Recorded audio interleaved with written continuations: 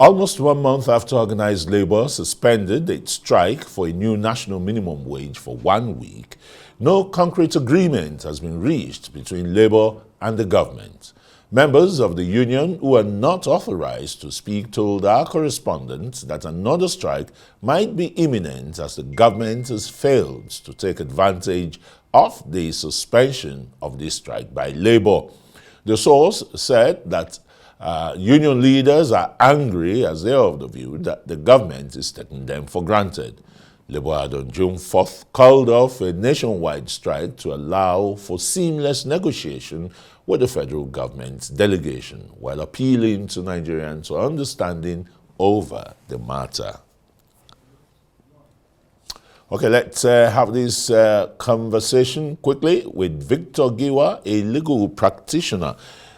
Hello, Victor. Thanks for joining us on Newsnight. Thank you for having me. What are the lacuna in what looks like a deadlock, negotiation or suspended negotiation? Is not deadlock because Mr. President said, look, before I transmit a national minimum wage bill to the National Assembly, I want to have more consultations. And the people, Mr. President, want to consult. They've made their positions known. The governors and the organized private sectors about what they can pay, not more than what the tripartite committee submitted to Mr. President, 62%. Yeah. Are we on the road to anarchy here?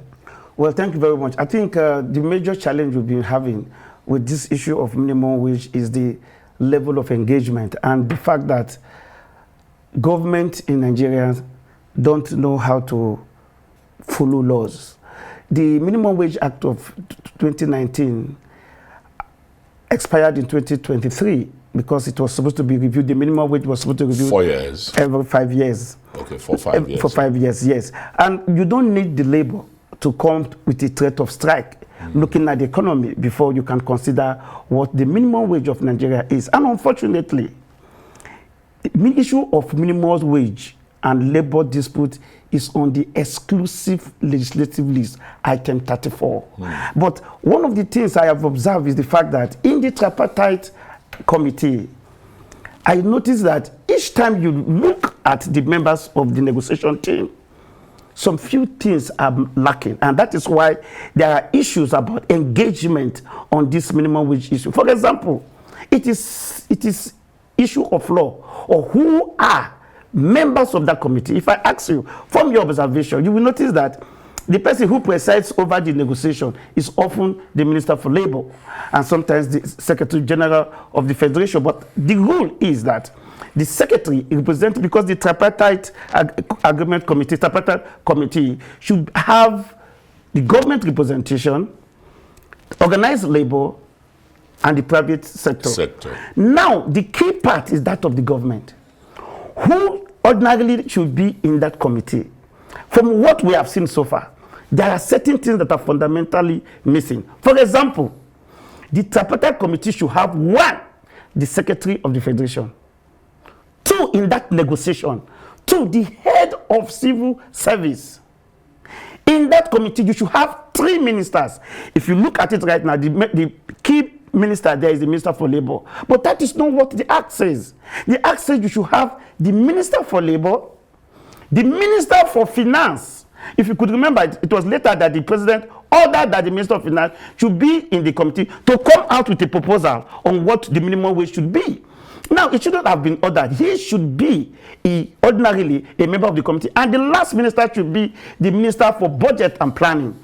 Then, in part of the government, you should have each of the governors from the 6 political zones. From 6 geopolitical zones, such that each of the geopolitical zones can have a representation, not a case where one governor is saying that, look, I can pay 75,000. That of Edo State is saying they can pay 75,000. The governor in the north are saying, look, we're not even able to pay that of 33,000. So where do you go from there? The reason is because there is no right representative coming from the governors. And so that's why you'll be having this case. The president is telling you, oh, I'm going to do consultation. Who is the president going to consult? The president is going to consult the governors, who ordinarily under the act, each of the governors of the six geopolitical zone were should have supposed been to be members of the committee so that they can engage actively on what the minimum wage of Nigeria should be. And so the cul-de-sac you're having right now is basically on the fact that we don't have their representation in that tripartite committee to engage in these very vital issues. But they are using the Nigerian Governors Forum to air their views and say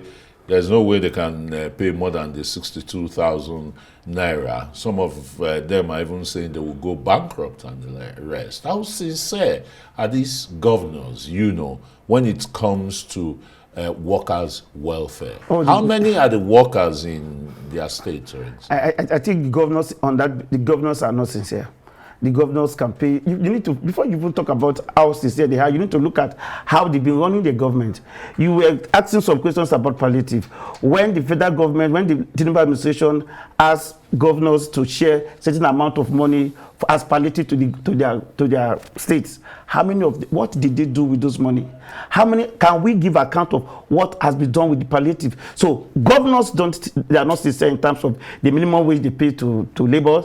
They are interested about what they get and what their political appointees get. So in terms of governor sincerity of what they can pay, they have never been sincere. And I think that is more reason why we need to engage these governors to let them know that it is very fundamental that the minimum wage is so key that it is kept in this exclusive list of the government. As key as paying 250,000 naira that labor is demanding? No, it's 250,000, of course, might be on the high side, but there must be a middle of the way approach. If you take, a middle way approach, what do you think? It should be like something within the neighborhood of 70 to 100,000.